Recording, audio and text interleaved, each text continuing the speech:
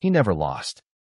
Not in business, not in blood, not in the kind of rooms where men disappear without leaving a trace. But the night his phone rang, everything he thought he controlled collapsed in a single sentence. Your wife just gave birth. A pause. Twins. And for the first time in his life, Min Huang didn't know what to say because the timeline didn't make sense. 8 months after a divorce he thought had closed every door between them, he was suddenly staring at proof that something had been growing in silence, without his knowledge, without his permission, without his world noticing. But the real shock wasn't that he became a father. It was the realization that he had already been replaced inside a story he never even knew was still being written. And somewhere out there, 2 tiny lives had already paid the price for a war he didn't know he was fighting. If this story pulls you in even a little, don't leave now, because everything is about to change. Hit the like button so you don't miss what comes next, subscribe, and turn on notifications, because once this starts unfolding, you're going to want to see how far it really goes. Drop a comment the moment something surprises you, and let's get into it. The boardroom on the top floor of the Huang Group building was the kind of quiet that came with money, glass walls, the Seoul skyline laid out gold and gray beneath them, and 12 men standing along the edges of it with their eyes down. Min Huang hadn't spoken in 4 minutes, and in that building, his silence meant more than any other man shouting. He sat with both palms flat against the table, a ledger open in front of him, numbers that refused to balance no matter how many times his accountants ran them. A shipment had disappeared somewhere between the port and nowhere at all. And 2 seats down, a man was sweating in a way that told Min everything the numbers couldn't. His phone buzzed once against the table. He didn't move. It buzzed again, and the man beside him, Hyunwoo Baek, his right hand for over a decade, the only person in the building who'd earned the right to interrupt him, leaned close and murmured, "It's Derek. Calling from Chicago. Tell him to wait. He's called 4 times in 6 minutes, sir." That was enough to make Min finally reach for it. Across the ocean, in a cramped rented office above a barbershop in Chicago, Derek Owusu had his phone pressed so hard against his ear it hurt, his free hand flat against the wall like it was the only thing holding him upright. He'd been awake since 2 in the morning, ever since a contact inside Grady Memorial finally called him back with the confirmation he'd been dreading all night. He'd worked for Min's organization for 9 years. He'd delivered bad news before, losses, betrayals, once even a death. He had never had to deliver anything like this. "Boss," he said, and his voice came out careful, like a man testing ice he wasn't sure would hold his weight. "Your wife? Kemi. She just gave birth." Silence. Twins. In the boardroom, something in Min's face didn't change so much as it simply stopped moving. Every man in that room had seen him angry before. Almost none of them had ever seen him this still, a stillness with no floor underneath it. He didn't ask how. He didn't ask when. He didn't ask if she was safe, if the babies were healthy, if she'd survived the birth at all. The questions any ordinary man would have asked first, before anything else, the moment he learned he was suddenly, impossibly, a father. Instead, his voice came out low and cut clean through the line. "You knew I had a child," he said, "and you said nothing?" It wasn't a question. It was an accusation flung 8 months wide at a silence he didn't yet understand, a silence that had nothing to do with betrayal and everything to do with a woman trying to keep 2 infants alive in a world he'd built and never let her see the true cost of. He hung up before Derek could answer. The room held its breath. 12 men who had never once watched their boss lose his composure watched him set the phone down slowly, deliberately, as if it might detonate if he moved too fast. Hyunwoo watched closest of anyone, his expression unreadable in a way that, on a different night, might have meant something. Min stood. The chair didn't scrape. Nothing about him was loud. That was the part that frightened people more than volume ever could. "Give me everything on Kemi Adams," he said. "Everything. Starting the day the divorce was finalized." Then he walked out, and the men left behind understood, without anyone saying it out loud, that whatever business had filled that room 10 minutes earlier no longer mattered to the man who ran it. Before we go further, you should know Kemi didn't vanish because she stopped loving him. She vanished because loving him had nearly gotten her killed once already, and she wasn't going to let it happen to 2 children who hadn't even opened their eyes yet. If this story already has its hooks in you, That's exactly where it's supposed to be. Let's go back to where it actually started. In a one-bedroom apartment above a laundromat in Chicago, Kimmy Adams sat on the edge of a borrowed bed with a baby in each arm and refused to cry. She wanted to. 12 hours of labor and a recovery that made her wince with every shift of her weight had left her with an exhaustion so total it felt like drowning while standing up. But crying took air, and right now every ounce of air she had belonged to two small, furious faces deciding whether to scream at the same time. Call first. Then, 2 seconds later, like a call and response, his sister Jade. Okay, Kimmy murmured, shifting them against her in the rhythm she'd learned from late-night parenting videos and a sister who'd raised two of her own and texted diagrams at midnight. I hear you both. I hear you. Her sister, Fiona, came through the door with a bottle in each hand and the soft, exhausted smile of someone who loved you enough to lose sleep over it. Want me to take one? I've got them. Kimmy. I've got them, Kimmy said again, quieter, and Fiona didn't push, because she understood this wasn't about whether Kimmy's arms were strong enough. It was about a woman who'd spent 9 months learning that the only thing she could fully control in this world was whether her children were held. She didn't know yet that a phone had just rung on the other side of the planet. She didn't know that the silence she'd built around herself for 9 months, careful, deliberate, expensive in ways that had nothing to do with money, had just cracked open. All she knew was that her children were here, breathing, hers. For now, that was enough. To understand how a Nigerian-American stylist ended up hiding 2 infants from a man who once ruled a piece of soul through nothing but the certainty in his eyes, you have to go back 5 years, to a rooftop launch party in Gangnam, where a Korean entertainment label was unveiling a new fashion line and needed someone who knew how to dress people for cameras that never blinked. Kimmy had been 25 then, sharp-eyed, underpaid, 3 years into building a reputation as the stylist who could make anyone look like they belonged in a room, even when she herself sometimes felt like the only black woman for blocks, smiling through meetings where she was talked over until her work made it impossible to keep doing that. She knew that particular loneliness well, the one that comes from being excellent in a room that wasn't built with you in mind. Min wasn't supposed to be at that party. His business interests touched the label the way a shadow touches a wall, present, undeniable, never quite explained. He'd come to observe an investment, not to meet anyone, and ended up at the edge of the rooftop watching a woman calmly argue, without once raising her voice, that the lighting was wrong for the model's skin tone, against a creative director 3 times her seniority. She won the argument. He noticed that before he noticed anything else about her. You don't back down, he said to her later, when the party had thinned and she was loading garment bags into a car running late. Not when I'm right, she said, without looking up. He laughed, a short, surprised sound, like it had escaped before he could stop it. People who knew him would have told her that Min Huang did not laugh at parties he wasn't supposed to attend, with women he had no business talking to. She didn't know that yet. She only knew he had quiet eyes, asked good questions, and didn't try to impress her, which, in that industry and that city, made him the first man in months who hadn't bored her. What followed wasn't loud. It never is with men like him. He learned within 2 weeks, somehow, that she took her coffee black before noon and sweet after, and started having both versions waiting depending on the hour, never explaining how he'd figured it out. When a shoot ran long into a downpour, and she showed up the next morning in borrowed shoes 2 sizes too big, a pair in her exact size arrived at the studio before lunch. No card, no comment, just the right size, which told her he'd noticed enough to ask someone, and that the asking had cost him something, because men like him didn't make small requests without them rippling outward. She noticed the gestures. She didn't name what they meant, because naming it felt like inviting a danger she could already sense circling the edges of his quiet life, even before she understood its shape. For months in, a meeting ran fast and clipped in Korean around her, full of men twice her age who hadn't expected a Nigerian-American stylist to be sitting at that table at all, let alone asking the right questions about fabric sourcing. One of them muttered something dismissive, clearly not meant for her to catch.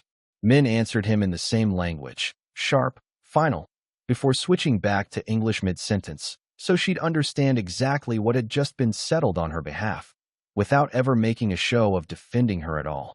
She'd carried that particular loneliness through every room since she'd arrived in Seoul, the kind that comes from having to be twice as good just to be heard. Watching him close that gap for her in 4 words and a change of language, without asking permission and without expecting thanks, was the first time in 8 months that she felt a room adjust around her instead of the other way around. There was a night, walking home from a late dinner, when they stopped at a crosswalk and neither of them moved when the light changed. Close enough that she could feel the warmth off his sleeve. He looked at her like he wanted to close the distance. She looked back like she wouldn't have stopped him. Neither moved first. The light changed twice before they crossed, and neither of them mentioned it afterward, though both carried it home like something unfinished. It took 8 months for her to learn what he actually did for a living. By then it was already too late to walk away cleanly, because she'd fallen for the version of him who showed up at midnight with food when she was stuck at a shoot, who remembered which designer she'd been chasing for an internship and made one quiet call that opened the door, who listened, really listened, like her opinions were data worth having instead of noise to be managed. They married 18 months after that rooftop. Small, deliberate, almost secretive, the way everything in his world was. She didn't mind then. She thought it was intimacy. She didn't yet understand that for men, secrecy wasn't intimacy. It was instinct, the only language his world had ever taught him fluently. The marriage lasted 2 years before it broke. It happened on an ordinary Tuesday, in the parking lot outside her studio, when 2 men she'd never seen sat in a car across the street for 40 minutes, and then left without doing anything at all. She told Min that night. He went pale, made 3 calls, doubled her security without explaining why, and never once told her what it meant. Just tell me, she said. Tell me what I'm not seeing. You don't need to carry this, he told her, gentle in the way men are gentle right before they take something away from you. Let me handle it. He thought that was protection. She experienced it as a door closing in her own house. 6 months and 2 more unexplained incidents later, after she'd stopped being able to tell the difference between her husband's silences and her husband's love, she filed. The divorce took 4 months to finalize. She remembered every week of it, because somewhere in the 3rd month, in a hallway outside a lawyer's office she could barely afford, she felt the first wave of nausea that had nothing to do with grief. She was already pregnant by the time the papers were signed. She didn't know it yet. She found out 3 weeks after the divorce was final, sitting alone in a clinic waiting room because she hadn't wanted to call anyone until she knew what she was dealing with. What she was dealing with, the doctor's voice careful, kind, impossible to fully absorb, was twins. Her first instinct was joy, fast and complete and terrifying in its size. Her second instinct, arriving close behind it like a shadow, was fear. She didn't call Min, not to punish him. She didn't call him because she needed 48 hours just to say the words out loud to herself. And 48 hours, in his world, turned out to be more than enough time for the wrong people to find out first. A man named Tae-sik Moon had spent the better part of a decade trying to find a single crack in Min Hwang's armor. Business hadn't worked. Intimidation hadn't worked. Buying loyalty had only proven that the men he tried to buy were more loyal than he'd paid for. Nothing worked, because Min didn't have the kind of weaknesses you could leverage. No family he answered to. No soft spot anyone could press. The rivalry traced back to their fathers, 2 organizations that had carved up the same coastline a generation earlier and never fully stopped circling each other. Tae-sik had inherited his seat the same way Min had. Too young, too watched, expected to prove in a year what older men had taken decades to earn. Over the years, the 2 of them had become each other's permanent measuring stick. He didn't want Min dead.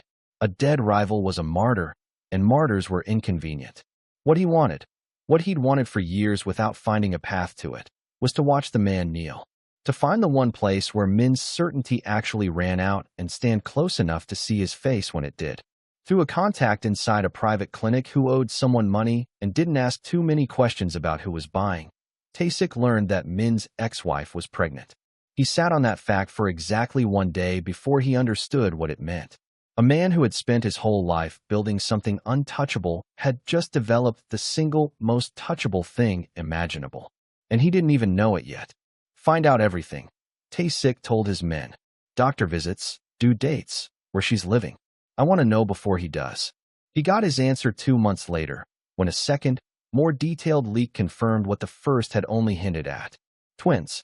Tae-sik smiled the way men smile when they've just been handed a weapon they didn't have to build themselves. What Tae-sik didn't know, what almost no one knew, was that he wasn't the only one watching that information move. Inside Min's own organization, 2 floors below where decisions actually got made, Hyunwoo Baek had built his entire career on being the man Min trusted without question. He'd been there from the beginning, helping a younger, hungrier Min hold together an inheritance his father had left without instructions. He'd earned the right to walk into any room unannounced. What he'd never earned, no matter how long he waited, was the throne itself. Hyunwoo was good at math.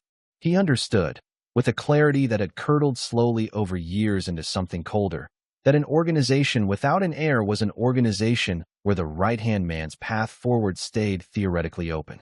An organization with twins, a son and a daughter, a bloodline secured twice over in one announcement, was an organization where that path closed permanently, where Hyunwoo would spend the rest of his career standing one step behind a throne he'd never sit on.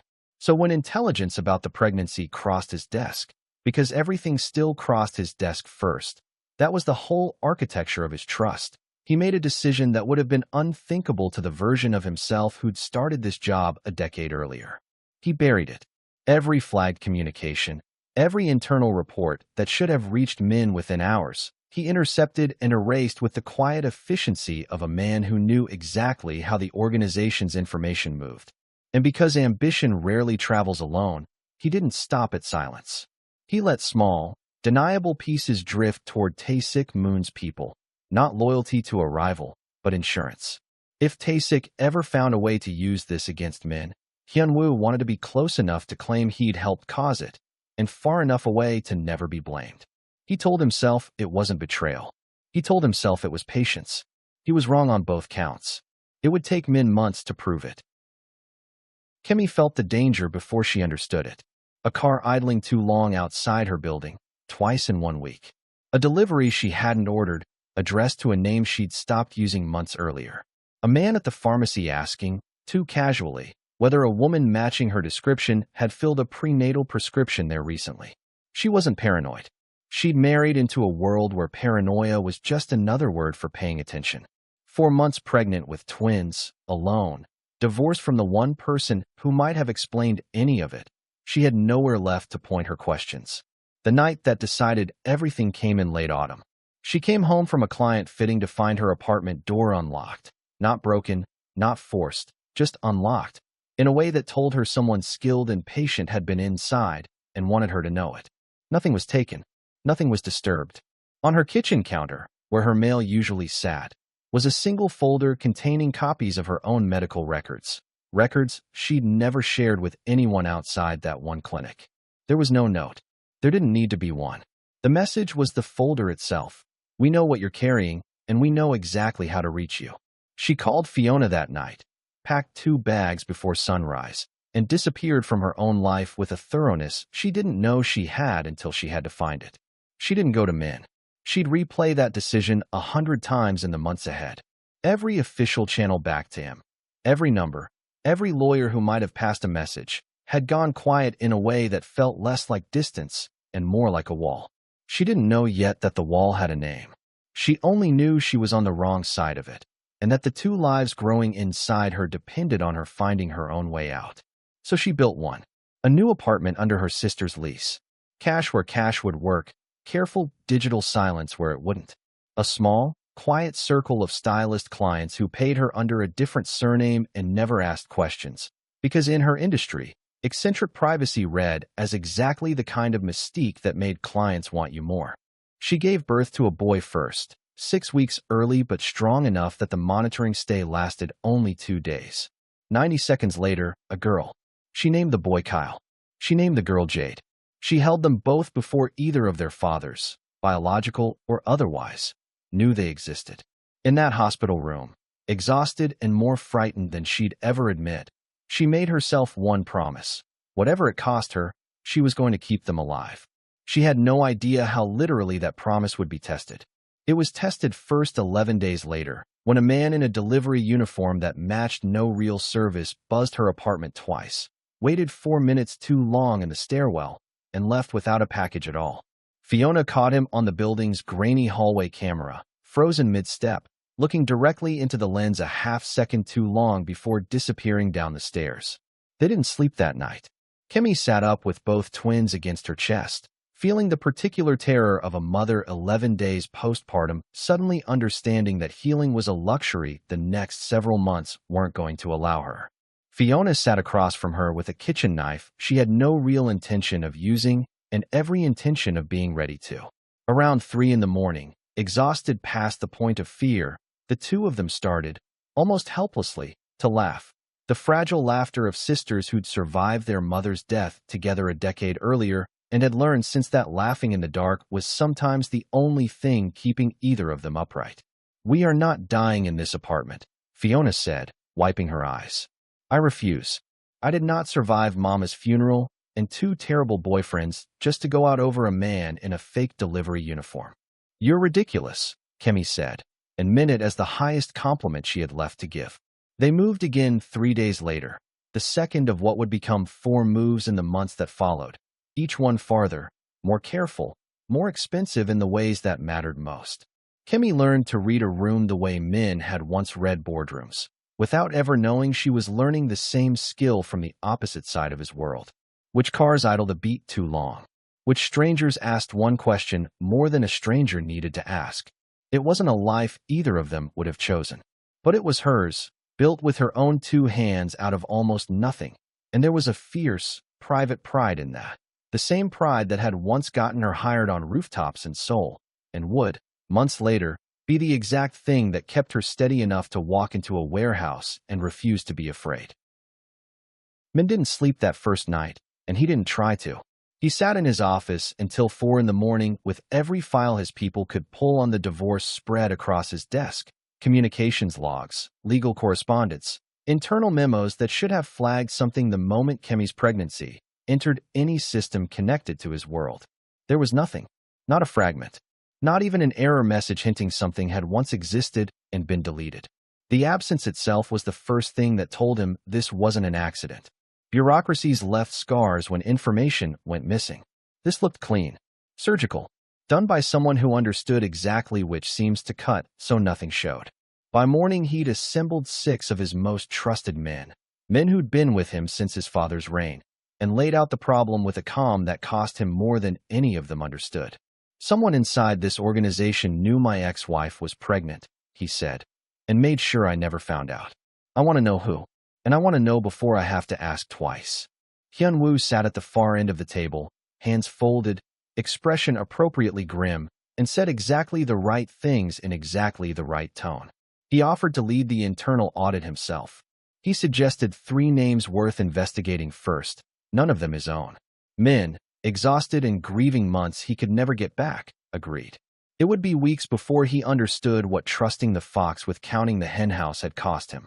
Derek called again 2 days later with something more useful than shock, an address. Not Kimmy's current one. That had been scrubbed too well even for his contacts to surface quickly. But a hospital billing fragment that had slipped through, processed under a slightly different name than Hyun-woo's people had been watching for. "It's not much," Derek said, careful now, having learned how thin the ice was after their first call. "In Chicago Hospital, birth records filed under a name we almost missed. I can get more, but it'll take time." "Time," Min repeated, like the word offended him. "Boss, I know, but she's been careful. Whoever helped her disappear knew what they were doing." Min went quiet for a long moment. When he spoke again, the sharpness had gone out of his voice, replaced by something heavier, something closer to the truth he hadn't let himself sit with yet. "Find her," he said quietly. "I don't want anyone scared. Not her. Not," he stopped. He hadn't said the word out loud yet, not even to himself in the privacy of his own apartment. Not the children. Derek, half a world away, heard something in that pause that told him more than any report could have. The boss everyone feared had just stumbled, for one unguarded second, over the word children, like it was something fragile he was afraid of breaking just by naming it. "I'll find her," Derek said. "I promise you that." The first address turned out to be a dead end, costing them 4 days they didn't have, an empty unit, mail piling up under another tenant's name, a landlord who remembered a woman who'd left in a hurry, paying 2 months' rent in cash to avoid any paper trail. Min stood in that empty apartment longer than he needed to, running his hand along a bare counter, and felt something close to despair for the first time since the phone call. She had run not once, but at least twice, each time more carefully than the last, which meant she had been afraid for longer than even his worst guess accounted for. "She's good at this," Derek said quietly from the doorway. "Better than good. Whatever she's running from, she's running like her life depends on it." "It does," Min said. "It has, since before I even knew to be afraid for her." He flew back to Seoul that night, because there was no point chasing a cold trail without first finding out who had laid the false one to begin with. And somewhere in that frustrating 4-day detour, the shape of his own organization's rot finally came into focus enough to act on. The vulnerability didn't show up in the boardroom. It showed up 3 nights later, alone, in an apartment overlooking the Han River, in a room Min hadn't opened in over a year. It had been his mother's room once, back when this apartment belonged to her instead of him. She died when he was 9, quickly and quietly, of an illness no one in his father's world had bothered to catch in time, because in that house, sickness was inconvenient, and inconvenience wasn't tolerated. His father raised him afterward the only way he knew, by teaching him that softness got people killed, that love was a door other people could walk through to hurt you, and that the only safe way to live was making sure nobody ever got close enough to find your door at all. Min had built his entire life on that lesson. It had made him powerful. It had also made him a man who didn't know how to want something without immediately calculating how it could be used against him. He sat on the floor of his mother's old room with the single photograph he'd kept of Kemi, taken at a market early in their marriage, her laughing at something just out of frame, before either of them understood what their life together would cost. He thought about every month of her pregnancy he'd missed without knowing they were passing. He thought about the names Derek had confirmed that afternoon. Kyle, Jade. Names he hadn't chosen, belonging to children who'd already lived weeks of their lives without him ever knowing their faces. For the first time since he was 9 years old, Min put his head down and let himself feel something all the way through, without managing it, without performing it for anyone, without a single witness in the room to see what it cost him. He didn't cry, exactly. It was something quieter and harder than that, a grief with no shape yet, because you can't fully grieve something you haven't lost. You can only feel the edges of how much it would hurt to. He thought, unwillingly, of his father's voice from 25 years earlier. Asterisk power is the only protection anyone's ever given you for free. Everything else, you have to take. Asterisk he remembered the exact day his father said it. 3 weeks after the funeral, his father packing his mother's belongings into boxes with the brisk efficiency of a man clearing inventory. 9-year-old Min had asked, in the small, useless voice of a child who didn't yet understand some questions only made things worse, whether his father had loved her. His father hadn't answered. He'd simply handed him a box and told him to start with the books. Sitting on the floor of a room that still smelled faintly of his mother's perfume, 25 years later, he understood for the first time that the lesson might be exactly backward. It was the real reason Kemi had left, not the danger itself, but the door. The part of him that had decided, without ever telling her, that protecting her meant closing her out of every room that mattered, the same way his father had closed a grieving 9-year-old out of his own grief. He didn't tell anyone about that night, but something in him was different afterward, and the people closest to him noticed before they understood it. 3 days later, the audit Hyun-woo was supposedly leading produced its first real lead, and it wasn't the lead Hyun-woo had wanted. A junior analyst, careful and not yet senior enough to know which doors weren't supposed to be opened, cross-referenced server access logs from the week the pregnancy records vanished against employee badge swipes from that same window. It was tedious, unglamorous work. It mattered. One badge swipe, 11:47 p.m., a night with no scheduled meetings, no reason at all for that office to be occupied. Hyun-woo Bex, the analyst, not understanding what she'd found, simply flagged it as an anomaly and moved it up the chain, the way she'd been trained to do with anything irregular. It landed on Min's desk the next morning. He read it twice, then a third time, slower, as if the words might rearrange themselves into something less devastating. They didn't. He didn't confront Hyun-woo immediately.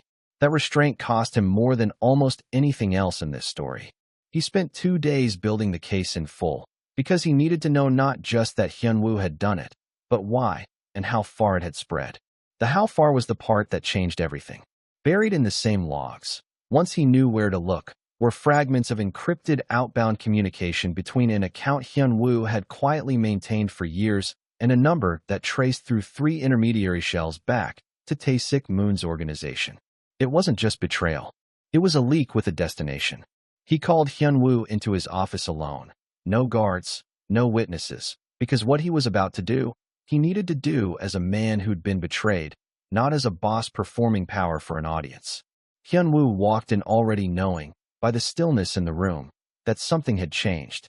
He didn't deny it when Min set the printed logs between them. "You would have been my son's regent," Min said quietly, "if I died before he was old enough.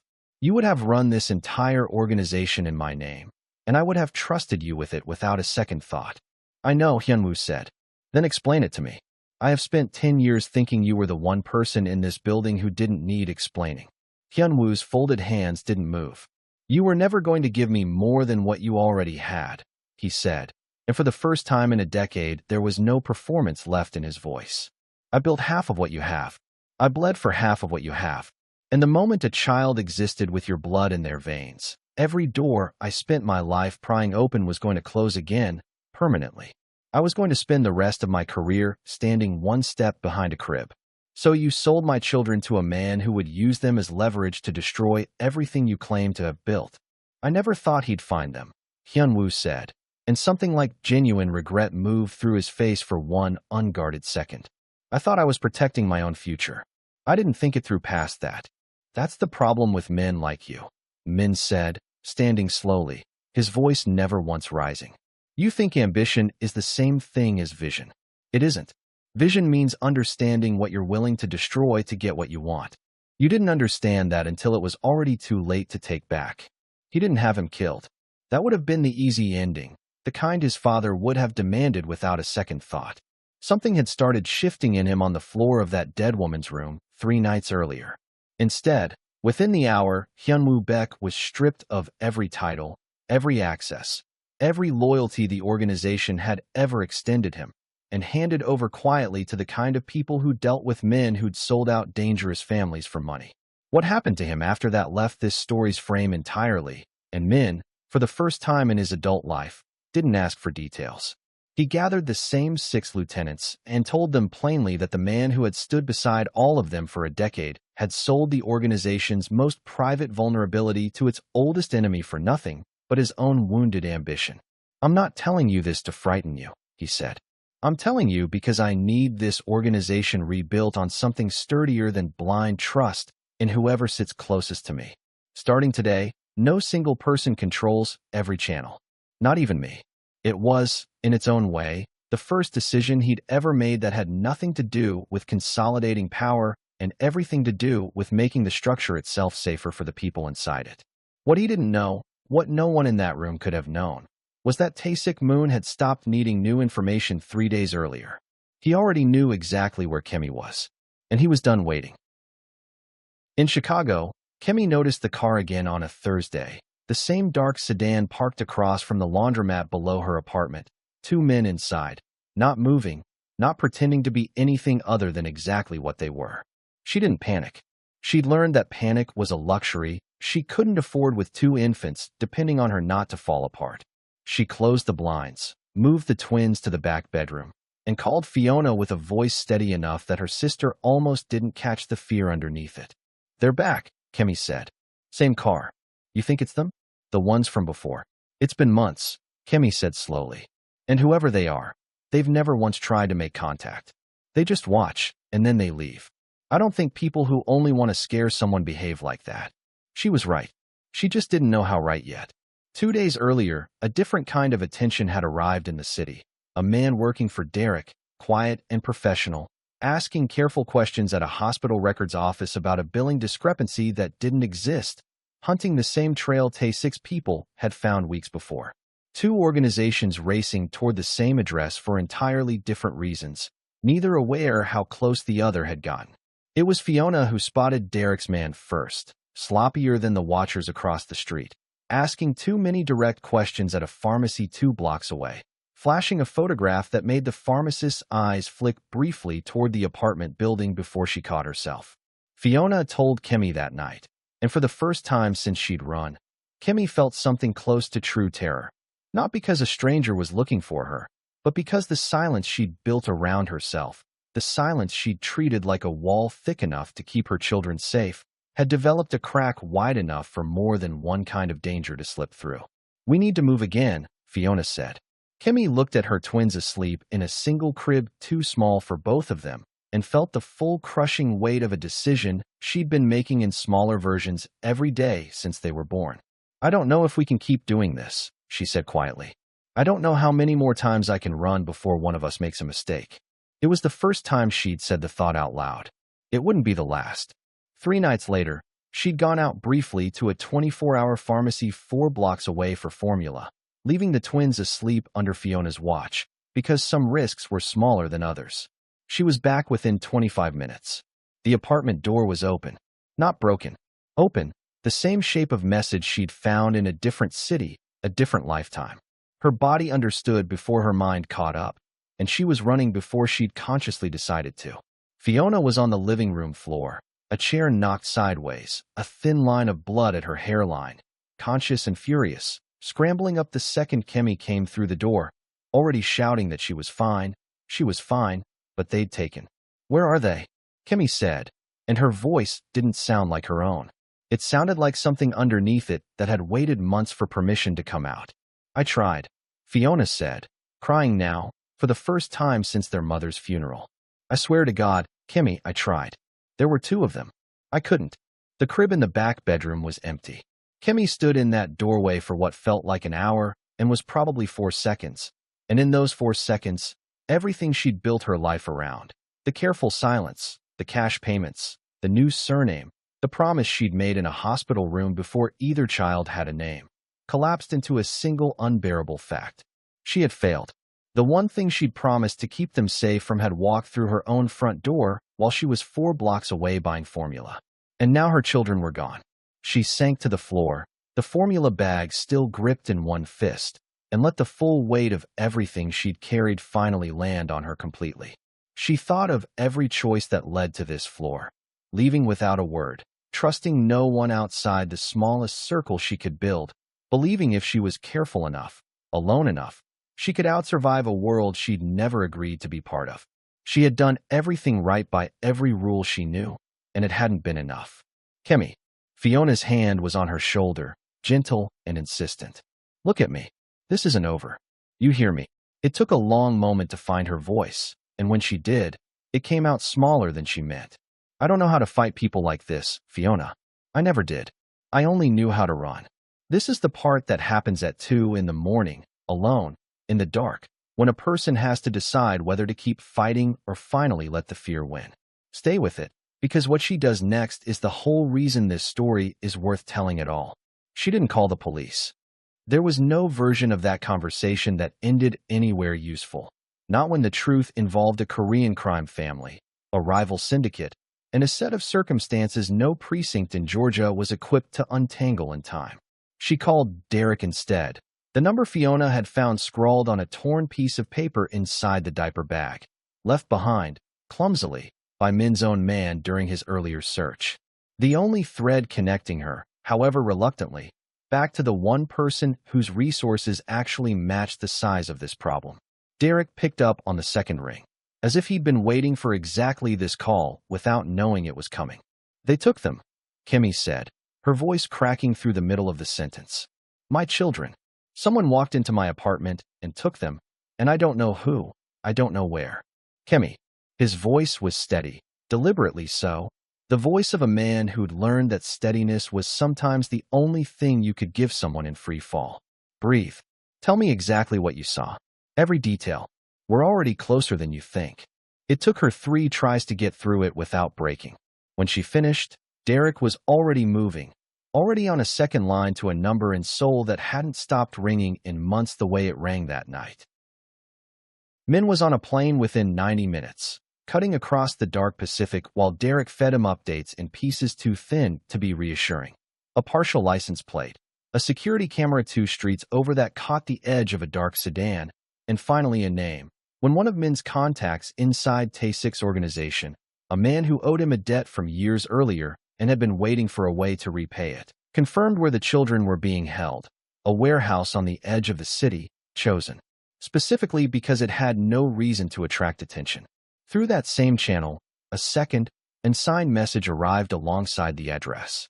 Come alone or don't come at all. Min sat in the dark of that plane for 13 hours, hands clenched so tight his knuckles ached, replaying every version of his father's voice he'd ever absorbed.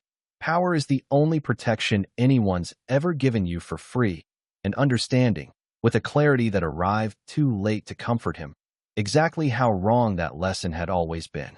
Power hadn't protected his children. His own organization's rot had nearly gotten them killed before he'd even held them once. Kimmy didn't wait for him to land. This is the moment the whole story turns on. The quiet hour before dawn where a frightened, exhausted woman has to decide who she is when no one is watching and nothing is certain. She sat on the floor of her ransacked apartment with Fiona's hand on her back, both bags from her original escape still half-packed in the closet, and let herself think the thought she'd been holding at bay for months. What if she just left? Not toward the warehouse, not toward danger, but away completely, somewhere neither name would ever find her again, the moment her children were recovered, if they were recovered at all. Her hand was on the zipper when Fiona said quietly, not stopping her, just asking, "And then what?" They grow up never knowing their father existed, and you spend the rest of your life flinching every time a car parks too long on your street? That's not safety, Kimmy. That's just running with better furniture. Kimmy stood there a long moment, the bag half open, months of fear sitting in her chest like a stone she'd carried so long she'd forgotten what it felt like to set down. She thought of Kyle's hand wrapping around her finger the first time she held him. She thought of Jade's exact, furious cry that always came 2 seconds after her brother's, like she refused to be anything but her own person even at 1 day old. She thought about a future where her children grew up believing the world was simply too dangerous to ever stand still in, because that's what she'd be teaching them by example, every single time she packed a bag instead of facing what stood in front of her. She zipped the bag closed and set it back down. "No," she said, mostly to herself. "Running isn't protecting them. It never was. It was protecting me from finding out if I was strong enough to do this the other way." She called Derek back. "Tell him I'm coming too," she said. "I'm not sitting in an apartment waiting to find out if my children are alive. I'm done being the person things happen to." The warehouse sat at the edge of an industrial stretch outside Chicago, half-lit by a single security light that buzzed every few seconds like it was deciding whether to give out completely. Min arrived from the airport in a car that hadn't fully stopped before he was out of it, and found Kimmy already standing across the street in the dark, having beaten him there by 12 minutes through a route Derek had mapped with the precision of a man who understood exactly how much was riding on it. They hadn't seen each other in months. Neither of them had time to imagine what this reunion should look like, because the moment that mattered wasn't between the two of them. It was happening behind a steel door 40 yards away, where 2 infants who'd never been apart from their mother for more than an hour now lay in a portable crib someone had carried in with surprising, almost insulting care, while 4 of Tae-sik's men stood guard. Min looked at her a long second before either spoke. Really looked. The way he hadn't let himself since the divorce, taking in the months written into her face, the new, harder steadiness in her shoulders. "I owe you months of questions," he said quietly. "I'm not going to ask them right now."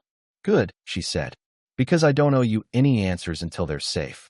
After that, ask me anything." "Fair," he said. "You shouldn't be here." "They're my children," Kimmy said. "I'm not standing across the street while someone else decides if they live." He didn't argue. There was no version of arguing with that statement that wouldn't have made him exactly the kind of man she'd divorced. Inside, Tae-sik Moon himself had come, because a victory this complete deserved his own presence rather than a deputy's. He stood beside the crib with his hands in his pockets, looking down at 2 sleeping infants with the calm, assessing expression of a man inspecting collateral rather than children. When his phone buzzed with word that Min had arrived alone, exactly as instructed, he allowed himself a small, satisfied smile. "Let him in," he said. "Just him." "There's a woman with him," one of his men reported. "She's not leaving." Tae-sik considered that, then shrugged. Let her in too. It doesn't change anything. If anything, it'll make this easier. What Tae-sik hadn't counted on was that the woman he was dismissing as an emotional complication had spent the last 40 minutes doing something far more useful than panicking. While Min crossed the Pacific consumed by guilt and fury in equal measure, Kimmy had called on the only resource that had never once failed her in months of hiding: her own network, built person by person in an industry built on discretion and favors owed. A photographer she'd styled for, whose studio sat 2 blocks from the warehouse and had a direct line of sight to its loading entrance. A boutique owner whose nephew did private security and happened to know the warehouse's previous tenant, and with it, a service entrance Tae-sik's men hadn't thought to guard because it hadn't been used in years. By the time Min's car pulled up, Kimmy already had 2 of her own contacts quietly positioned.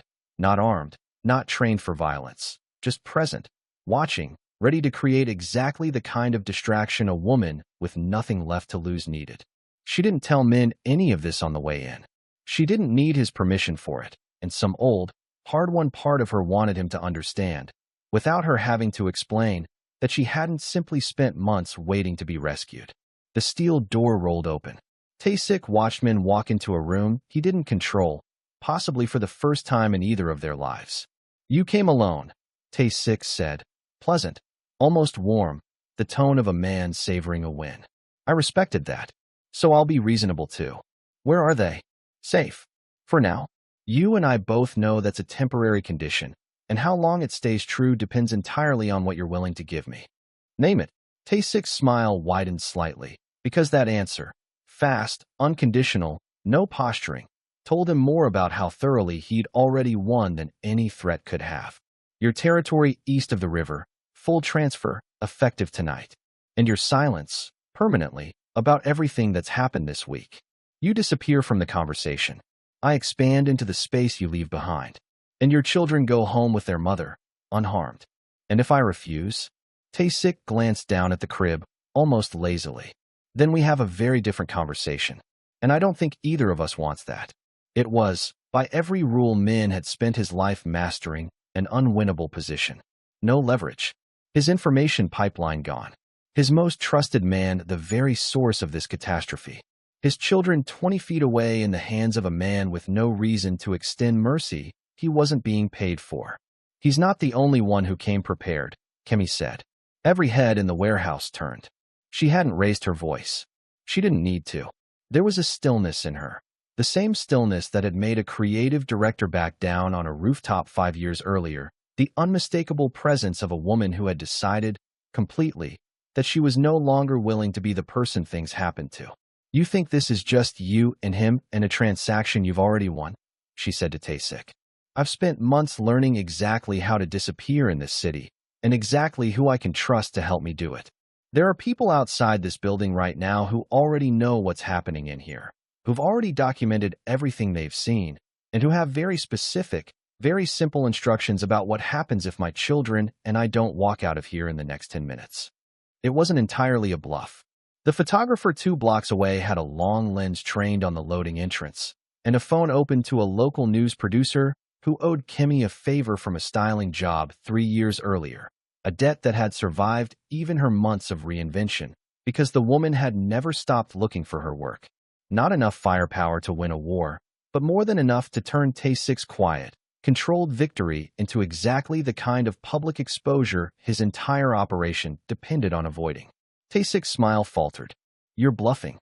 Try me," Kimmy said, "and find out how much of your territory you have left by sunrise. Once your face is on a local news cycle attached to a story about a syndicate kidnapping twin infants. You plan for fear. You didn't plan for a mother who's done being afraid of you." The silence stretched long enough for Min to understand, with something close to awe, exactly what kind of woman he'd spent 2 years married to and somehow never fully seen. It was Tae-sik's own man, nearest the crib, who broke first, glancing toward the loading entrance with the particular unease of a soldier realizing his employer had walked them into a position with no clean exit. Tae-sik, recalculating fast the cost of a war he hadn't planned to fight, looked at Min with something between fury and grudging respect. "You found a woman willing to gamble her own children's safety on a bluff," he said. That's either the bravest thing I've ever seen, or the stupidest. She's not gambling anything, Min said, finding his voice again, steadier now. She's reminding you that you built your whole plan around the assumption we'd both be too afraid to call your bluff back. You were wrong about her. And you're about to find out exactly how far I'm willing to go with nothing left to protect except the two people in that crib. For one long moment, nothing moved. Then the man nearest the crib shifted his weight toward it instinctively, the way a soldier moves to secure an asset when an order hasn't yet been countermanded.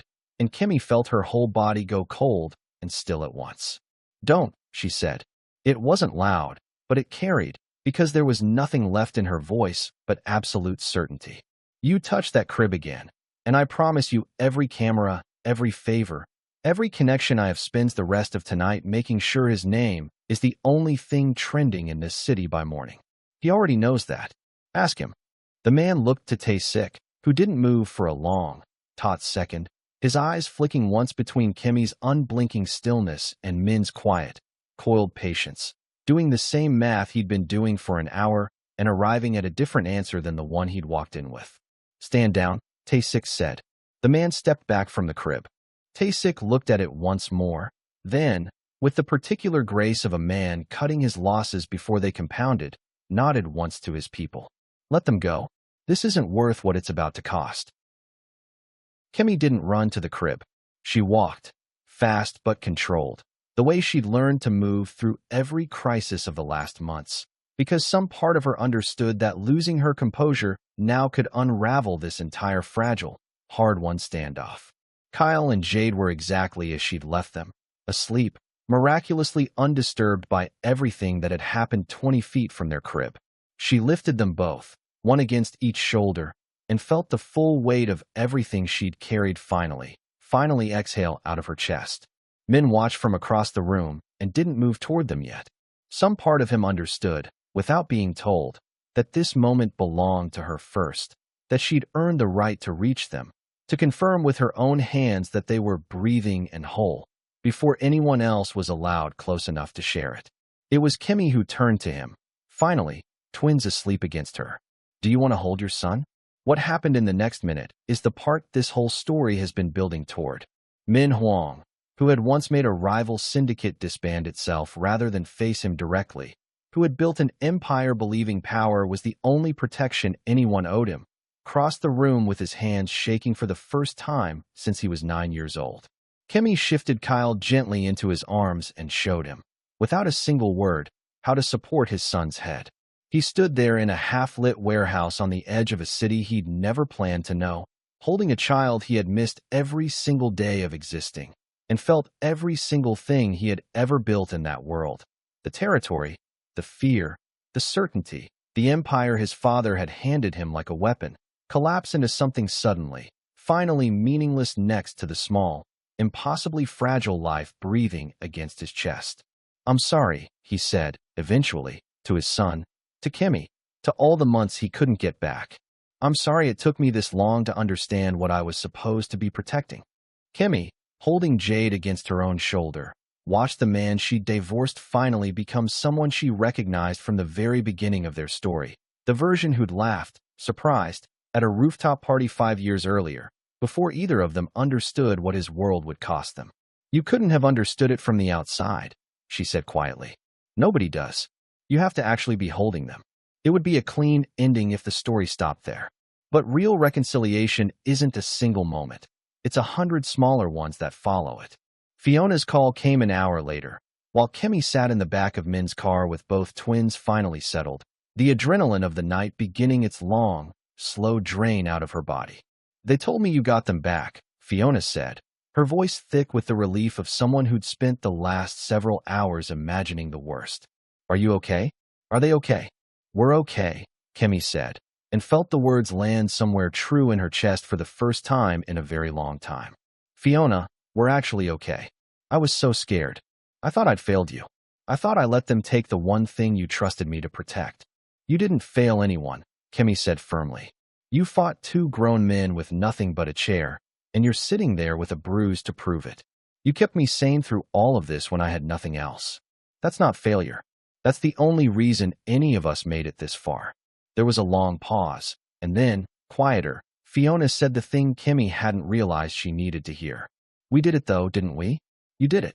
You kept them alive the whole way through. Exactly like you said you would." Kimmy looked down at her children, finally safe and still, and felt something settle in her chest that had been unsettled since a folder appeared on a kitchen counter months earlier. The quiet, hard-won confirmation that she had kept her promise, on her own terms, without ever becoming the kind of woman who waited to be saved. "Yeah," she said softly. "We did." 3 weeks later, in a quiet house Min had arranged on the outskirts of Chicago. Not Seoul. Not yet. Not until Kimmy was ready to decide what role his world would play in her children's lives, and not until he'd proven, through actions rather than promises, that he understood the difference between protecting someone and controlling them. He sat on the back porch with Jade asleep against his chest, and Kyle gripping his finger with a strength that still surprised him every time. Kimmy came out with 2 cups of coffee and settled into the chair beside him instead of across from him. A small geography that meant more than either said out loud. "You haven't asked me to come back to Seoul," she said. "I'm not going to," he said. "Not unless it's what you want. I spent 2 years thinking protecting you meant deciding things for you. I'm done doing that." She studied him a long moment, steam curling between them. "My father used to tell me," she said, "before he passed, that the strongest thing a person can do isn't winning a fight. It's choosing not to need to win it in the first place."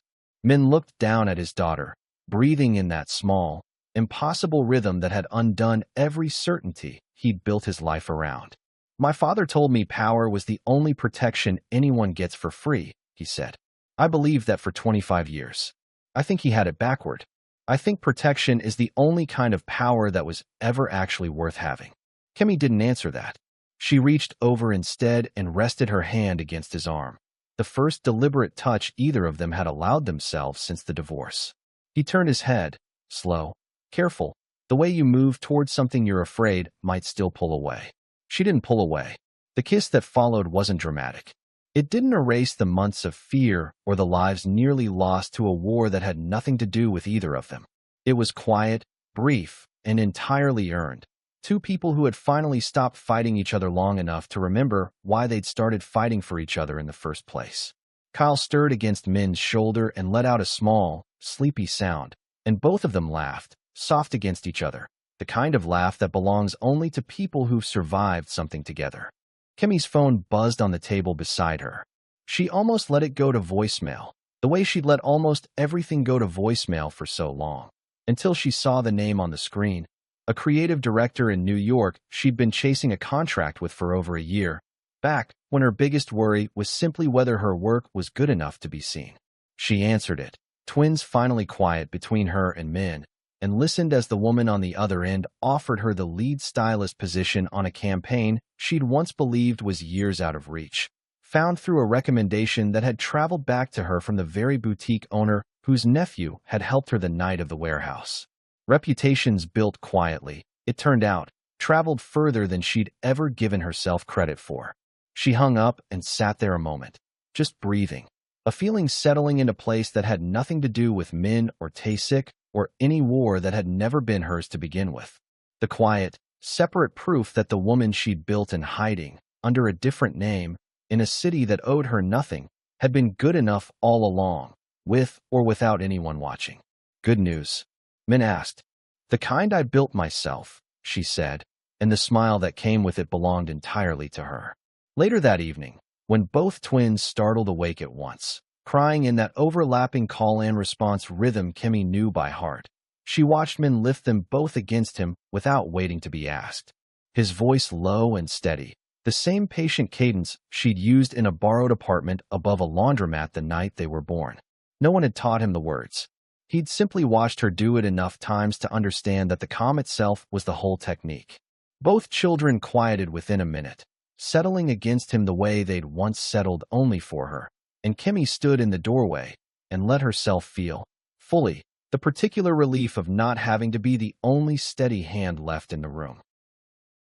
A few months earlier, a phone call had told Min Huang that he had a wife who'd disappeared and children he'd never met, and the only response he'd known how to give was a cold question aimed at a silence he hadn't understood.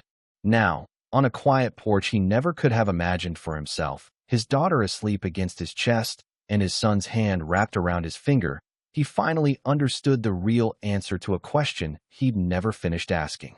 She hadn't taken his children and said nothing out of betrayal. She had carried them through a war he'd built and never seen, alone, in silence, because silence was the only protection she had left, and she had done it without ever once needing him to save her. He had spent his whole life believing power was the only thing strong enough to keep the people he loved safe. It took 2 small heartbeats, and the woman brave enough to carry them through fire alone, to finally show him he'd had it backward the entire time. So tell me, if you'd been Kimmy, standing in that warehouse with everything you loved on the line, would you have made the same bet she did? Drop your answer below, hit like if she earned every second of that ending, and subscribe, because there's another story just like this one waiting for you next, and you don't want to miss it.